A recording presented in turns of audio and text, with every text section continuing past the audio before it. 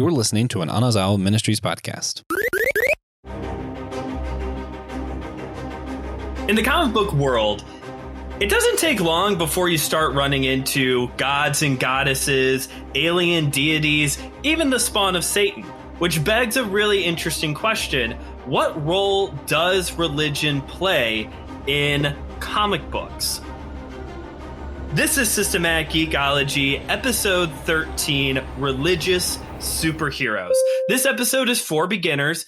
Anybody who has a general knowledge and understanding of how the comic book world works will be able to slot into this episode real quick. You might even learn a thing or two about characters you've never checked out before. We are the priests to the geeks, meaning that we are Christians who love Jesus, and we're also geeks who love geeking out. And we are, through the power of conversation, bridging those two worlds together. This is not a bait and switch. This isn't like a Trojan horse. If you've been around for a while, you know, we just really like to talk on this show. We're just all about conversation. We have a hard time shutting up sometimes, and Josh gets on us about it, but it's okay. We still like him. And if you have been around the show for a while, then you know that you need to be subscribing. Patreon.com/Systematic Geekology. We've been hyping it. We've been planning it, but folks, it's finally here. This month, we're going to start rolling out a lot of our exclusive Patreon content, D&D episodes, episode reviews of Hawkeye. The ladies of Systematic Geekology, they're getting their own show. Like, it's going to be great. You want to subscribe. I am one of your hosts for today's episode. I'm Brandon Knight. I'm a bivocational Christian content creator. And very recently, I started watching the Netflix exclusive seasons of Mystery Science Theater 3000. And so far, they have been a lot of fun. Wow. Deep cut. I haven't watched that show in quite a while. It's how I spend most of my Friday nights. By that point in the work week, I just need a good laugh. Guys, who else is here today? I am Joshua Knoll. I am a co-host of the Whole Church podcast, where we just talk about church unity and how we can have unity with major divisions in the church, as far as ideas. And I, in preparation for this, decided I was going to read the first issue of Miss Marvel again, and that turned into the first 3 volumes of the graphic novel. So that was fun. Nice. I woke up at 4 this morning to do that. Nice. Whoa. That is dedication. Yeah. I just really like those. My name is Joe. I am a marketer and Christian broadcaster. I just started the every November, my wife and I do a sci-fi run through, and we are doing Star Trek: The Next Generation for this one. So we just started diving into that series, which so far is fantastic. Nice. All right. Well, we're going to have to schedule a Star Trek episode at some point, apparently. But today, what we are here for is to talk about religious comic book characters. So one of the most important parts of building a character is motivation. You know, why does this character do the thing they do, make the decisions that they make? And a lot of times what we see in comic books is that characters are driven by things like their own moral compass, their own sense of right and wrong, vengeance, or an ideal, Americanism, hope. When it comes to religious characters, their motivation is something completely different. It is whatever their set faith is.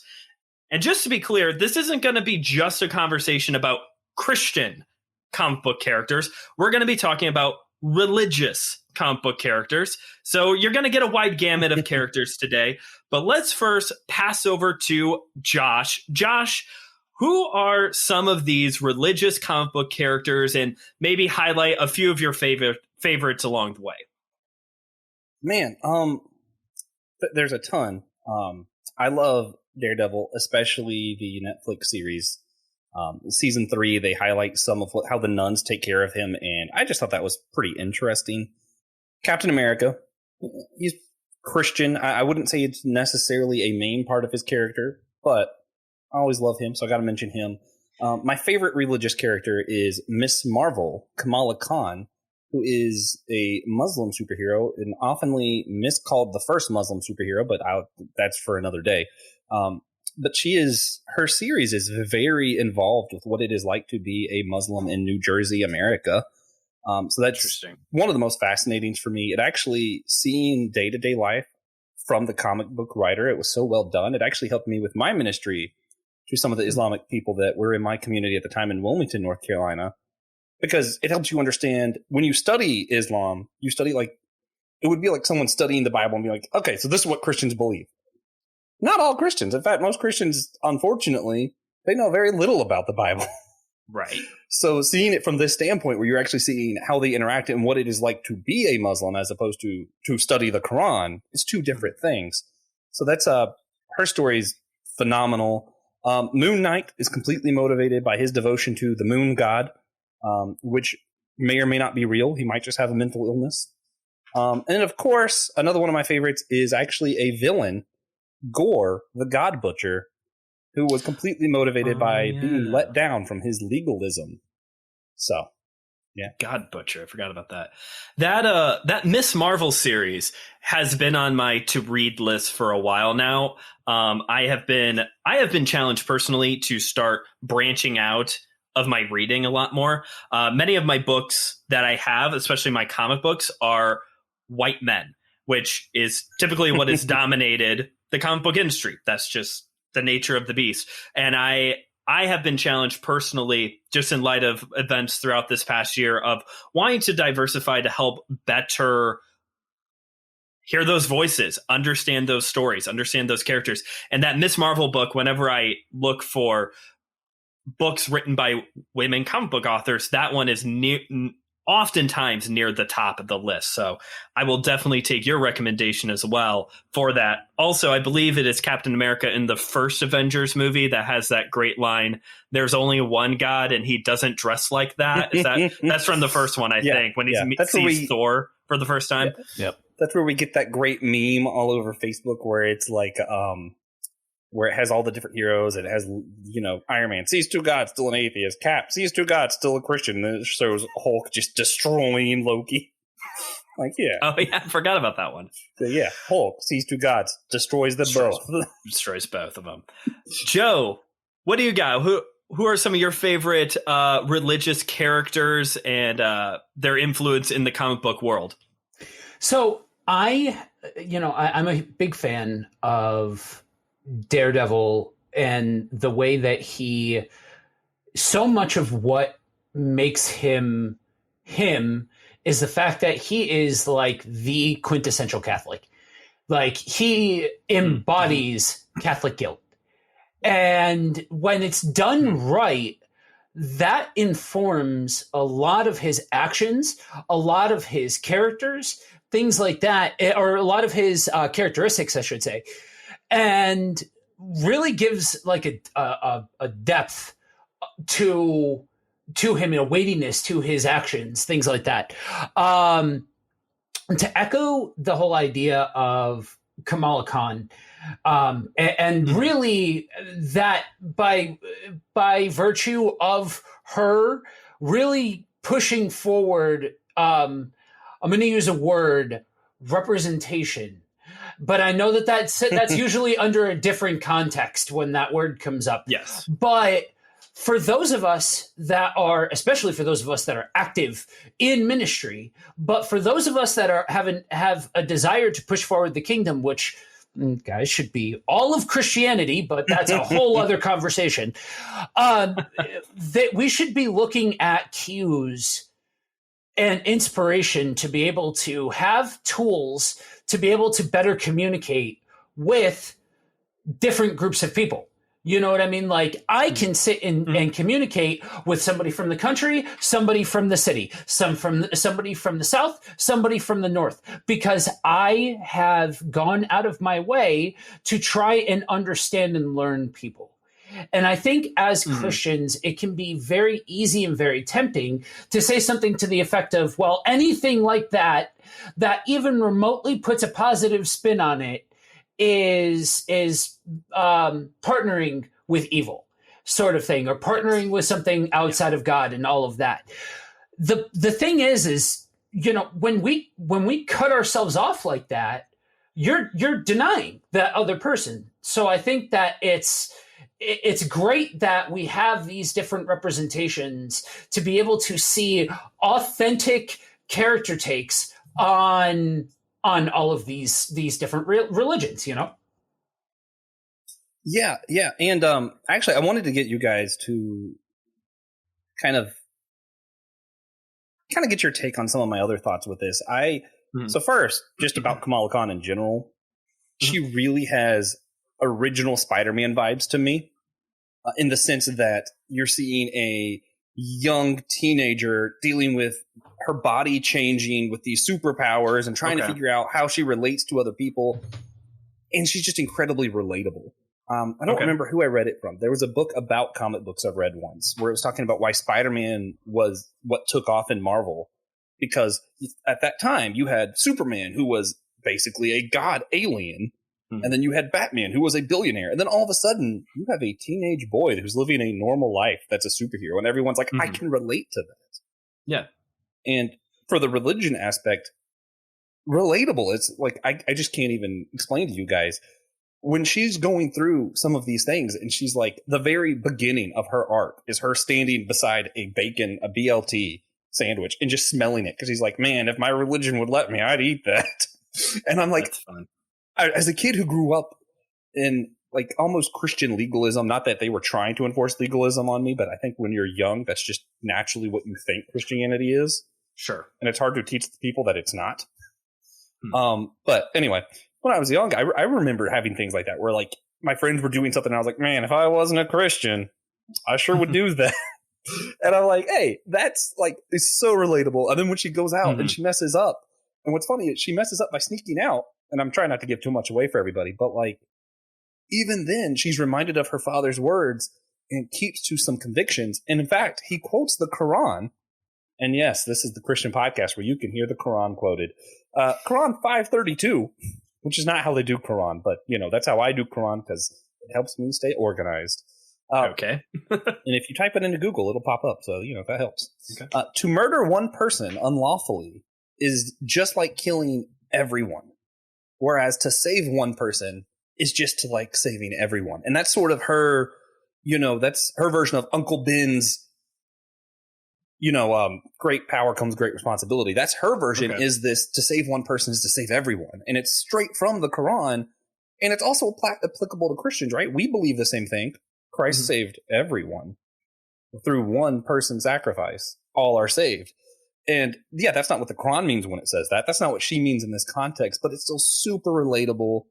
And her convictions and her struggle with trying to do real life with real people while also maintaining this religion. I don't know. For me, that is a place where I feel like you don't see what it's like to be a religious person in America until someone portrays that kind of story. I mean, is it okay to relate in that way to someone with a different faith? Am I off base here? So I think with that, it's easy. I think the low-hanging fruit of that situation is to be like, now, Josh, you're flirting dangerously close to the line now. But when you look at the way that Jesus did business here on earth, who did he go to? Who did he hang out with? Who were his people made up of? Like, understanding and being able to relate with another human being on the basis of something that is a certain level of shared experience goes so far when you're trying to push forward the kingdom.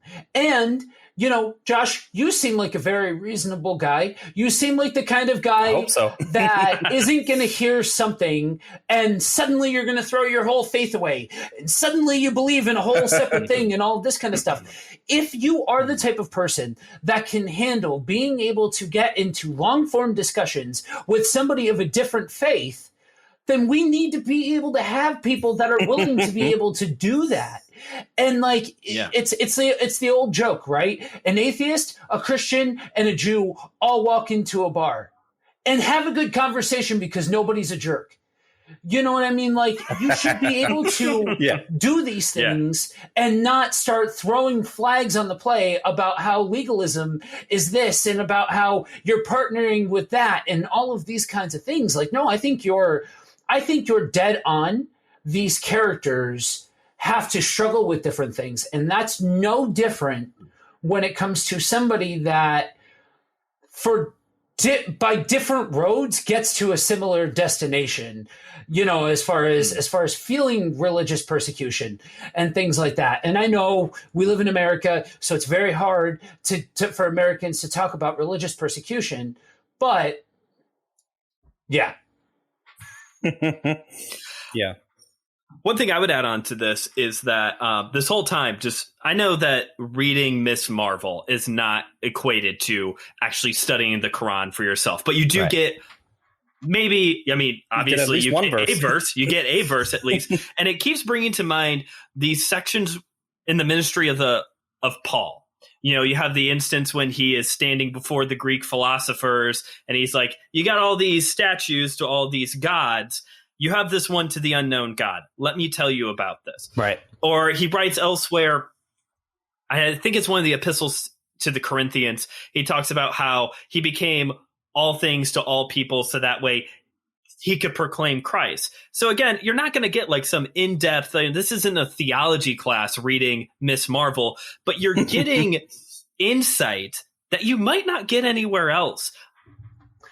Churches don't often offer these type of like get to know your Muslim neighbor. I was surprised. My church is doing one right now of like learning how to like interact with the Muslims in your community, which is great.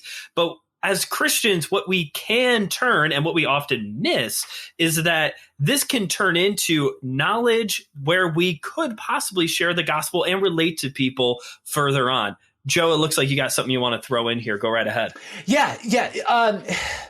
So you mean to tell me that Christians should be able to talk to other people outside of just Christians? I mean, I say that tongue in cheek, but honestly, even within Christianity, and that's kind of the baseline, right? Where everybody on this show, Christian, and you happen to have three hosts that are active within missions, and that is something that it's very telling when you realize just how few Christians can have conversations with other people outside of just the Christian community or people that think like they do. Mm-hmm. You know what I mean? And so sometimes the entry point, right? The olive branch, if you will, is an episode or an issue rather of a comic book.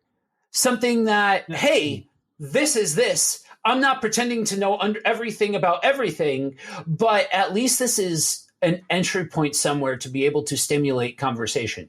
Yes, there's time for all of that conversation about not converting yourself and not doing all these like there. Yeah, sure. I'm not trying to disregard that because it's unimportant.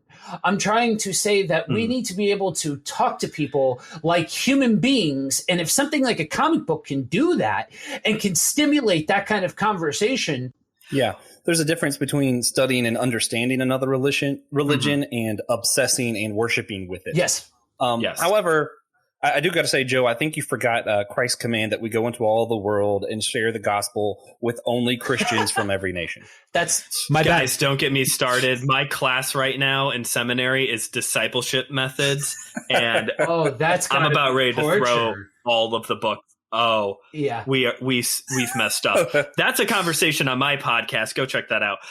One more quick story, and then we're gonna circle back to other characters.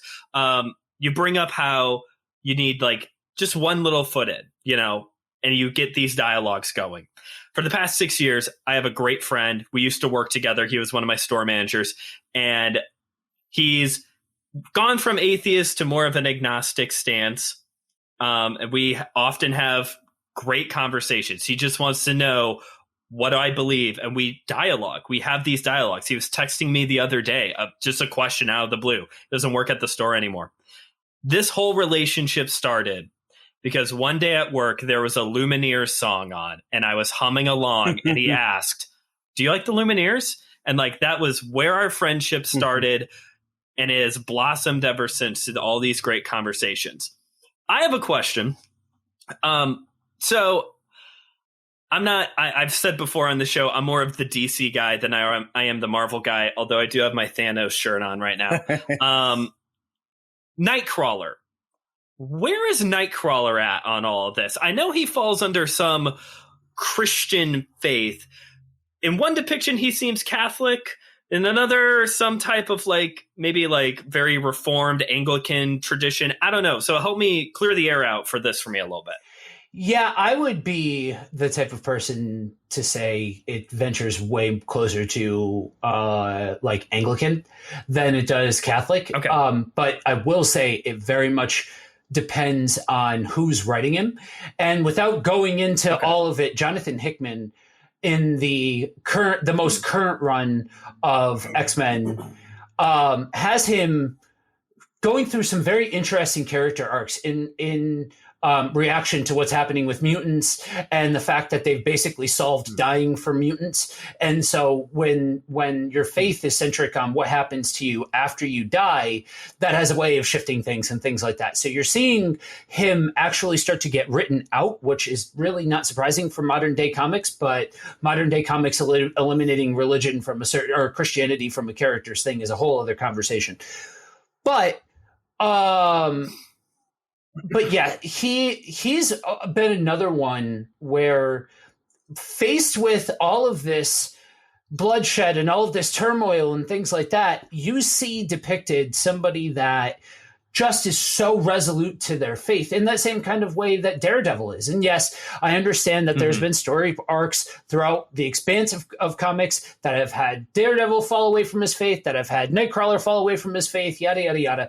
But by and large, you see somebody who stands resolute to that, faith base, especially in a grounded world that fits. You know what I mean? Like I too am a DC guy, and it's one thing when everybody is godlike and everybody is big and powerful and grandiose and things like that, where that becomes more of a conversation about the influences on the character itself as the character was being written, more so than characters being written with faith.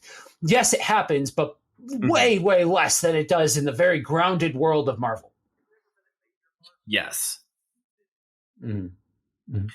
The thing I noticed about DC is that when Mark Waid is writing, which is a spoiler for something that's coming up in the recommendation section, even though maybe the characters are not overtly religious, there are religious themes that often come up.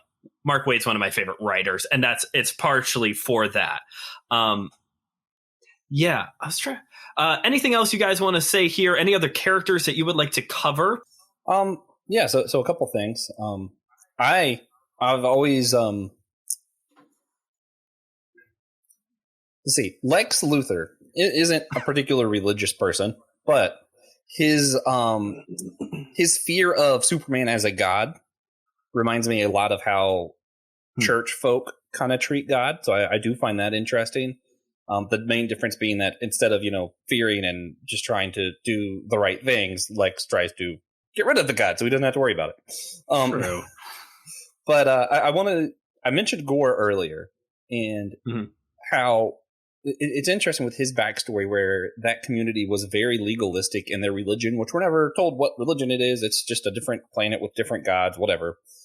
And does what everybody else does, follows the religion, and his kids die, his wife dies, all these things happen, and he's like, oh, well, I guess gods aren't real. And then he finds a dead god. He's like, oh, they are real? You know what? Screw them all then, and tries to kill every god. And it's that frustration of, I've tried to do the legalistic thing, did all the right thing, and yet, like I've been next to the BLT sandwich and I didn't take a bite.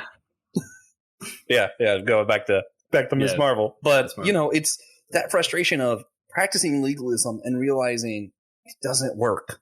Or even more, doing Christianity right? Like having an actual relationship with God and realizing sometimes your wife still dies. Yeah. And man, it's so relatable to just be angry at God. And I would like to just tell everybody, it is okay to be angry at God. Mm-hmm. Now, staying that way is a different thing. But you know what? Yes. Tell God, I am upset. I don't understand why you did that. That's an okay and healthy thing to do. Yeah, that's it. That's a very important thing to raise point to. That I think it sometimes we fall under the misconception that because we are Christians, then that means that good things will happen to us in this life. One of the hardest pills to swallow about this life is sometimes stuff just happens. You know what I mean? Sometimes the healing never comes. Sometimes bad things happen to good people, all of those kinds of things. It's a byproduct of evil in the world. That's why the hope that we have is so important. It's a really interesting point that you raise about Lex Luthor, because the Big Blue Boy Scout is one that comes to my mind when I think about this whole religion in comics thing. Obviously everybody and their mother can see the Christ allegory with some of the stuff that he does. I know, Josh, you hold a different comparison than I do. I'm so shocked. You say Moses, right? I don't have an opinion. I just think the argument can be made for. I would like to do an episode where we talk about how it could be Moses, it could be Daniel or Joseph, but also all of those characters in the Old Testament are also Christ figures. Daniel? Never heard that one. I've heard the Jesus and the Moses one. I've never heard Daniel comparison, but that's interesting. Yeah, I'll give you Daniel or Joseph. No, Daniel's super obvious, but I'll break it down later. It's super cool. For those of you that don't know, he was created by somebody in the of the Jewish faith. Mm-hmm. And so a lot of that is translated over into the character. So I think it's important to note that, and like you guys said, that's a whole other conversation as far as really delving into how much impact the Big Blue Boy Scout had on comics as a whole, within that realm, within all realms. But it's interesting that you draw it almost fits lock and key to have this thing that's so based around a religious savior, because these guys, you listen to their story, and they were horribly bullied. They were just, it was really, really rough for them when you hear their story. So they were looking to somebody that could lift them up out of their situation. And that was what they centered Superman around. So to have somebody who inherently fears that, because those are the same things that we think of Jesus, the savior, the thing that we can hold our confidence on. And you still have people that will inherently fear that or inherently hate that and things like that. So it's a good note to when you're not holy, the holy is terrifying. Yes. But or distant if you're Alan Moore with Dr. Manhattan, who represents a deistic god. Nice. But just a quick piece to go along with his is just how cool it is or how weird it is. People don't notice how very Jewish some of the Superman names are. I mean, he's Kal-El. I mean, how many names of God is something El? Because, El is just God. Right. Right. Yeah. And that's not even a stretch. If you listen to interviews done by the creators of Superman, they acknowledge that what El means and why they included it in the name. Yeah. Or you go over to the Marvel side with Jack Kirby and Ben Grimm. Like, have you seen, I don't know how much the Jewish faith is actually a part of Ben Grimm, the Thing's character nowadays. But like 1 year, so there's this traveling Marvel exhibit, and I actually got to see one of these up close. Ben Grimm's a Jewish character created by Jack Kirby. And 1 year for Hanukkah, Jack Kirby created these Hanukkah cards and drew Ben Grimm with the menorah and the Torah and the little yarmulke on top. And I got to see one of them up close. And the early comic book community was full of many of the creators were Jewish men. It was the work that they could get at the time. And it's obvious when you pull back on some of these characters that see that. Yeah. Sorry, last one. Super fascinating. Hellboy is a very devout Catholic. All right, that's Love all. it. Yep. Along those lines, you can tell when I was in middle school. So one of my favorite characters is Ghost Rider, and I've got it over here. I got to meet the creator, Gary Frederick, at my first Comic-Con, and I've got the Essential Ghost Rider, which is those massive books that Marvel prints. It's like the first 30 issues. And you would think that, Ghost Rider, it's controlled by the Spirit of Vengeance. It comes up in the Spirit of Vengeance movie a little bit, kind of, that at one point, Ghost Rider gets saved. There is an interesting issue where basically what happens is that the Spirit of Vengeance continues to take more and more control over Johnny Blaze, and he's having a hard time converting back and forth. Until one day, this person approaches him with the very stereotypical white Jesus look, the long beard and the whole 9 yards, introduces himself as a friend, and removes that spirit from him. So he has full control of his abilities after that point. Wait, you're telling me that Joe was in a Ghost Rider comic? Wow. Minus the sash. So even at times, like even though some characters may not have like it built into their character from the get-go, like religion plays a part in stories, gets interwoven at different points. Yeah. And Iron Man's a devout atheist. That's a thing. Yeah. With Thor right there with him. Thanks, by the way, big shout out to Austin. I don't know if you all knew this, but you can go to you can go to systematicgeekology.com and you can suggest episodes. Let us know, what do you want us to geek out on? Tell us, and we'll do it. We actually have a bunch of these episodes, but thank you, Austin. And if you have more ideas, please send them our way. We love doing this. It is .org, though. Is it .org? I Yeah. just work here. I don't know. That's what I say all day at work. It's systematicgeekology.org. Okay. Way back at the beginning of our conversation, Joe, you brought up Daredevil. I wanted to say a few things about Daredevil. When I was a kid, again, you could tell what movie was cool when I was a kid, was Daredevil. Ben Affleck was my first exposure to this character. And, when you're a kid, the big thing is, oh, he's blind. Well, that's so cool. How's he doing all this stuff? And he's blind. As an adult, and Josh, you touched on this a little bit with the Netflix series, what becomes really interesting about the character is his faith. He is the quintessential Catholic. There are 3 defining traits of Daredevil: his blindness, his faith, and his career as a lawyer, the work that he does in Hell's Kitchen. And what is really interesting about all 3 of those dynamics is that, to some degree, they're all related to faith, whether it's his belief in God, his day-to-day navigating through life, not being able to see as clearly as everyone else. And really, even when it comes to lawyer stuff, yes, law is written and put into place, but you got to exercise some faith that the person you're defending or representing is telling you the truth. Maybe all you law students listening right now can correct me in the comments, but to some degree, all of Daredevil, if there's one word that really defines this character, is faith. And yes, thank you, Frank Miller. You have helped to make things where he falls out of faith, in and out of faith. But this is a core tenet of this character. And there's a verse I wanted to bring up. Galatians 2:20, this is a verse that means a lot to me. I have been crucified with Christ.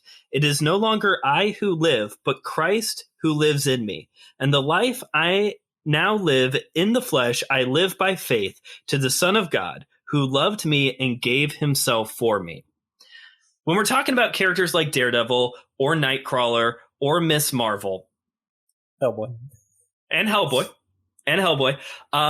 their religion, Catholic, Anglican, Muslim, that is a core part of their identity. And yes, it is really easy to write a character than it is to live a life in the real world. And it's not really the best thing in Christianity to boil everything down to one verse, one catchy slogan, see you all next Sunday. But what we see here in this verse and in various portions throughout Scripture is that when we are in Christ, we have a new identity. This is who I am now. Just back at the beginning of this episode, we did our round robin. Hey, I'm Brandon. I'm a content creator. I'm Josh. I have a podcast. I'm Joe. I'm a broadcaster. We did our thing, and we talked about how that's how you get to know people. You say, this is what I do. This is where I'm from, things like that. But in the end, above everything else is our core identity as a Christian, as a follower of Christ, as a disciple of Jesus. Those are all the same thing. Those aren't mutually exclusive and like rungs within Christianity. When you come to know Christ as Savior, you are a disciple following him, and our identity is rooted in that first and foremost. And it would be amazing to me if Christians actually lived that way. If we had, and I know they're not perfect characters, but if we had more daredevils, if we had more people who their faith was so much more than just the thing they did on Sunday, guys, I think it would be really different. Any thoughts you want to add on to this? Yeah. Watch the Daredevil show. Read the comics. What's interesting is even when he's falling in and out of his faith, you'll notice it's not him questioning his faith alone. He's questioning his very identity. And I think that is where our faith has to be. If your identity isn't wrapped up in it, it's just something you do to make yourself feel like a better person. Right. Yeah. Paul says that we have the mind of Christ.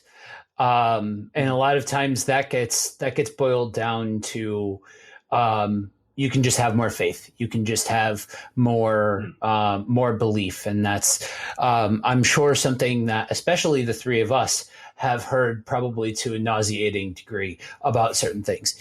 But at the end of the day, what happens when you realize that you have the mind of Christ, that you are indwelt with Holy Spirit, that you are part of the kingdom, that this is an active relationship that is reciprocal between creator and created, is that should have an impact on how you view yourself, how you view others, how you operate in this world, and so on and so forth. Because you talk about when you are asked, "Who are you?" What is the first couple of things you go for? Well, there's my name, and this is what I do for a living, and this is where I'm from, and blah blah blah. But at the very core, that impacts who we are is who we are in God. That's the thing. When that's so much of this life does not make sense if we try to put ourselves as the main character. That's the gimmick, right? Why do bad things happen to good people? Because we're not the main character. Because people were never meant to be the main character. God is always the main character, always. And the fact that informs the character assessment of everything else that comes after that is monumental. That changes everything. So much more makes sense at that. Yeah. I agree. All right. Well, let's start wrapping this show up. This has been a good time. I've had a great time. I hope you listeners at home have had a good time.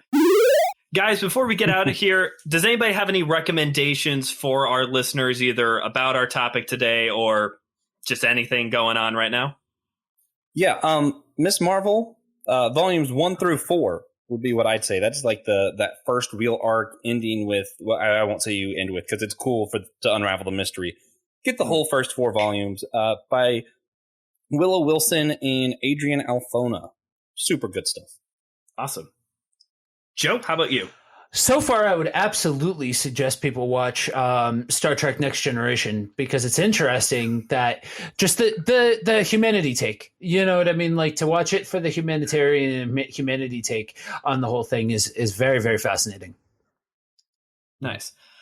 I've got 2. Our good friend Pastor Will texted me a recommendation to throw in here. So I'm just going to read it. Hopefully. So there's a Batman series. It's a story arc written by Tom King and Lee Weeks called Cold Days, where Bruce Wayne is on jury duty and he discusses his family's faith. I didn't know that the Waynes had any religious background. Goes against a little bit of what we talked about earlier about DC, but whatever. And his skepticism. Bruce Wayne's a skeptic. And there's also some great quotations that come from the book of Job. Again, I have not read this, but that comes from Pastor Will, and he seems like a guy who knows what he's talking about. For me, my recommendation is, guys, I'm a big sucker for oversized comic books, like the really big ones.